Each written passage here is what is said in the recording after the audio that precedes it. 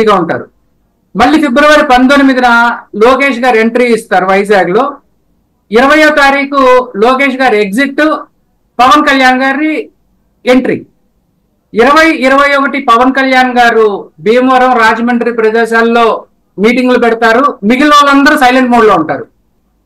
22వ తారీఖు అలా పవన్ కళ్యాణ్ గారు వెళ్ళిపోగానే షర్మిల గారు ఎంట్రీ ఇస్తారు. 22 నైట్ అంతా కూడా ఆవిడ విజయవాడలో స్టేజ్ డ్రామా చేస్తారు. 23వ తారీఖు పొద్దున ఒక ధర్నా చేస్తారు. ఈ 23వ తారీఖు నాడు మిగిలిన వాళ్ళందరూ సైలెంట్ గా ఉంటారు అనమాట. సో ఇక్కడ మనం గమనిస్తూ ఉంటే ఏంటంటే ఒకళ్ళ కార్యక్రమాలకి ఒకళ్ళు. ఇందులో టాపిక్స్ కూడా సెలెక్ట్ చేసుకునే దాంట్లో మీరు చూస్తే చంద్రబాబు నాయుడు గారు తను మాట్లాడలేని కొన్ని మాటలు గ్రామ సచివాలయం నుంచి కానివ్వండి, విలేజ్ వాలంటీర్స్ నుంచి కానివ్వండి, పవన్ కళ్యాణ్ తో మాట్లాడిస్తారు. నిన్న షర్మిల గారితో అదే విధంగా గ్రామ సచివాలయాల గురించి మాట్లాడిస్తా ఆవిడ చేత ఏం చెప్తారంటే, గ్రామ సచివాలయాల్లో వైఎస్ఆర్సీపీ కార్యకర్తలకి ఉద్యోగాలు ఇచ్చారని మాట్లాడతారు.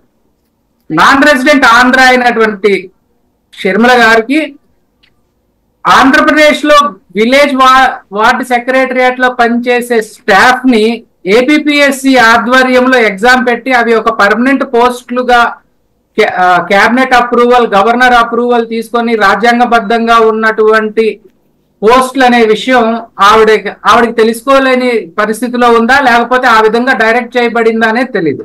తర్వాత రెండో మేజర్ పాయింట్ ఇంకోటి చెప్తారు.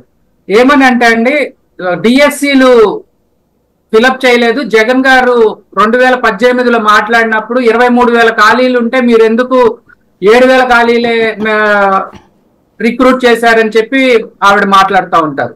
ఇక్కడ ఆ రోజున 7,000 ఖాళీలు ఇస్తే ఇంకా మిగిలేదు 14,000 అండి. 14,000లో 2008 డిఎస్సి వాళ్ళని ఆ బ్యాక్లాగ్ ఉంటే అప్పుడు కోర్టు డైరెక్షన్ వల్ల 2008 వాళ్ళని, 1998 వాళ్ళని ఇద్దరిని దాదాపు 11,000 మందిని ఇందులో తీసుకున్నారండి. అలాగే ఎస్సీ ఎస్టీ బ్యాక్లాగ్ పోస్టులు ఒక 570 చిల్లర ఉంటే వాటిని కూడా తీసుకున్నారు. అవన్నీ కలిపి దాదాపు 12,000 పోస్టులు తీసుకున్నారు. నేను కావాలంటే ఎవరికైనా డేట్స్ కూడా ఇవ్వగలను.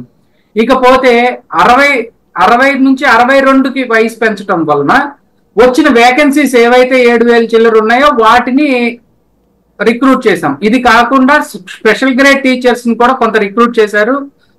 It is around 1000.